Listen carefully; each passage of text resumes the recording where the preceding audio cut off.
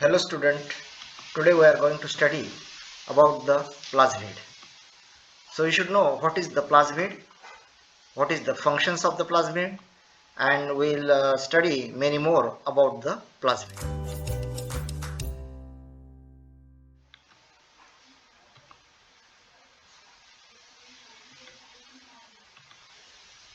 So let us see the plasmid.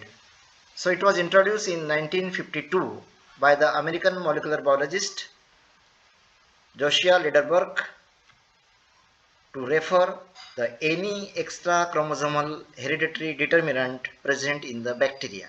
He has introduced the term in 1952. Later on, in 1960, Jacob Schiffer and Ullmann used the term episome to the genetic element which occur independent of the chromosome or able to integrate in bacterial chromosome. So this was used by the Jacob Schiffer and the Ullmann in 1962. While in 1968, it was decided that the term plasmid should be adopted as the term for any extra chromosomal genetic element present in the bacterial cell. As such, episome and the plasmid is basically same, but it was decided that any extra chromosomal material that should be referred as the plasmid. But when we should use the term episome, when that plasmid is able to integrate in the bacterial chromosome, then it is referred as the episome. So that this genetic element that exists exclusively or predominantly outside the chromosome and can replicate autonomously without any help of its bacterial chromosome, they replicate autonomously and they occur independent of the bacterial chromosome. They are considered as the plasmid, or what we shortly say extra chromosomal genetic elements. So in this case, you can see the bacterial cell having this extra chromosomal genetic material in addition to the bacterial chromosome, and that we referred as a plasmid.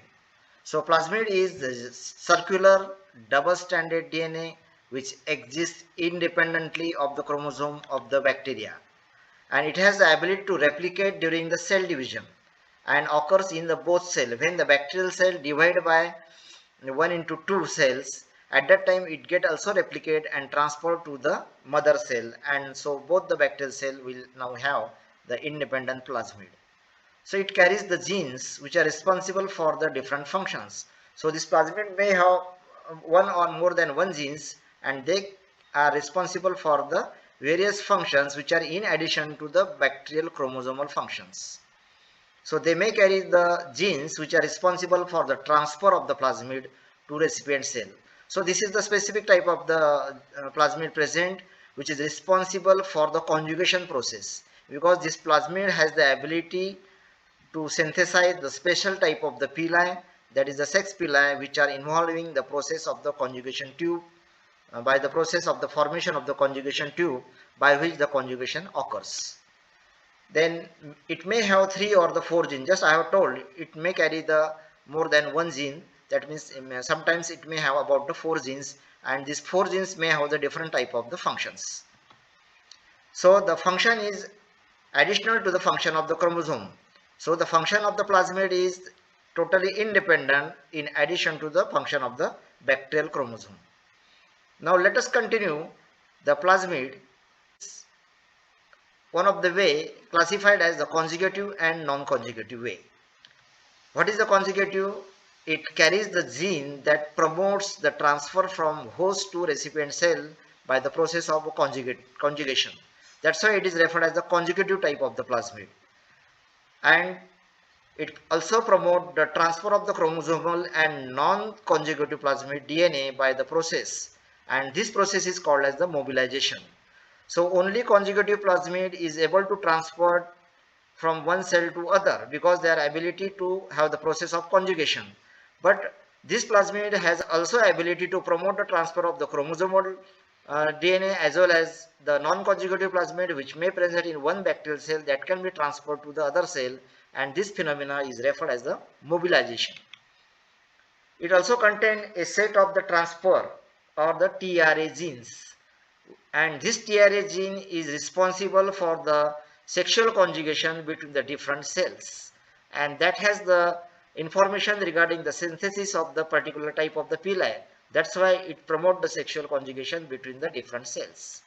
While the non-conjugative plasmid, it is unable to promote its own transfer by the process of conjugation because it is lacking the information for the synthesis of the particular pili and which is not able to transfer it to the other cell. And definitely it is having the less molecular weight as compared to the conjugative type of the plasmid, and it is incapable of initiating the conjugation, hence they can be transferred only with the assistance of the conjugative plasmid.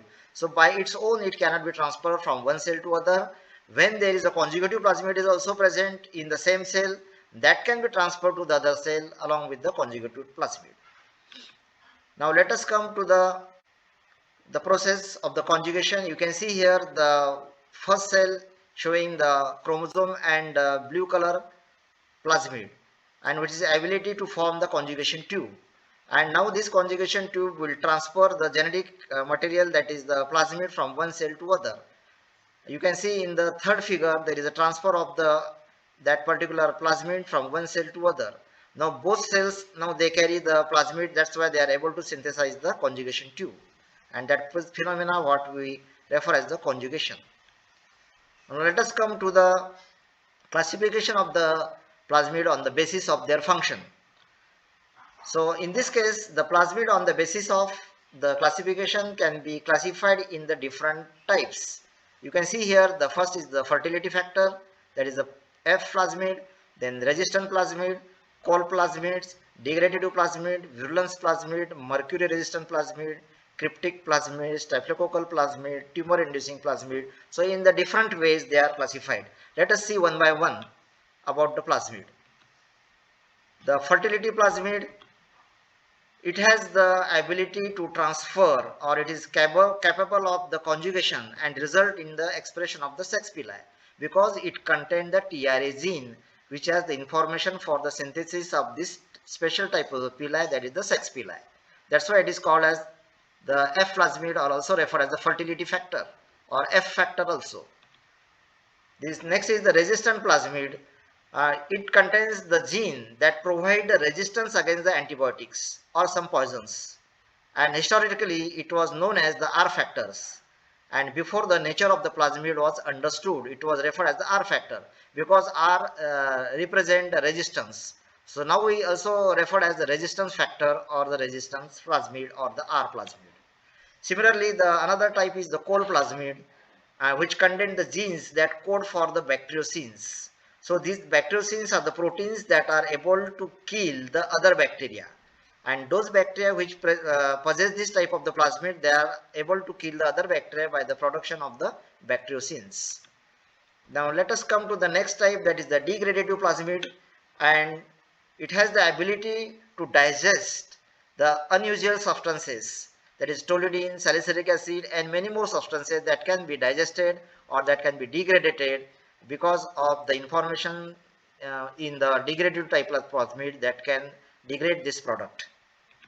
Next is the virulence plasmid.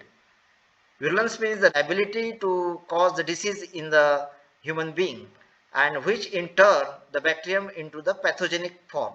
So non-virulent bacteria can be converted into the virulent form if they possess such type of the plasmid.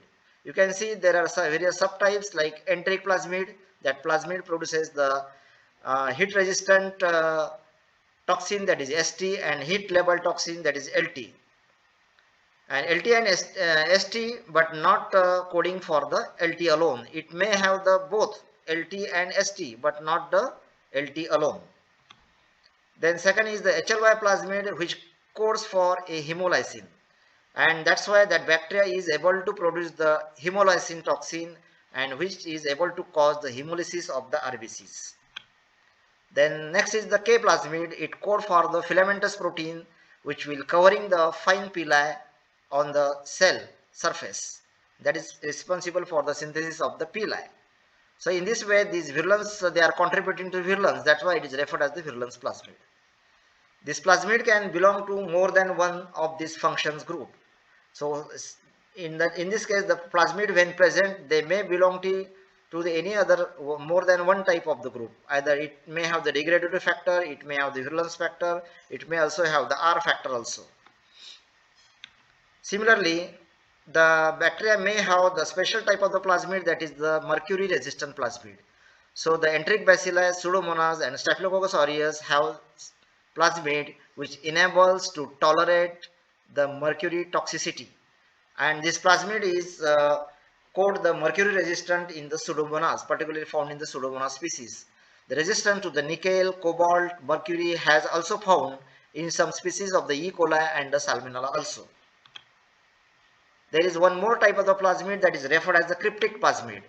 The cryptic plasmid term is used for those plasmid which are having the very low molecular weight, which are also the circular DNA reported, and many genera of the bacteria, and they have no biological role seen, or a role has been not established, and such type of the plasmid referred as the cryptic plasmid. Then special type of the plasmid we referred as the staphylococcal plasmid because it is found mainly in the staphylococcal species, and they are responsible for the antibiotic resistant to the heavy metals, and production of the enterotoxins and the hemolysins. They may carry all these functions. That's why they are specially under the staphylococcal plasmid, which are mainly found in the staphylococcus species. And lastly, one of the type of the plasmid is the tumor inducing plasmid, which is found mainly in the Agrobacterium tumefaciens, and it is a large plasmid in a Agrobacterium tumefaciens found to cause the disease, that is the crown gall, in the dicotyledonous plants. And if the infection occur of the plant, that is particularly through the wounds, it will stimulate the growth of the tumors around the wound, and that plasmid is referred as the tumor inducing plasmid. So let us will stop here and continue the next part in the next lecture.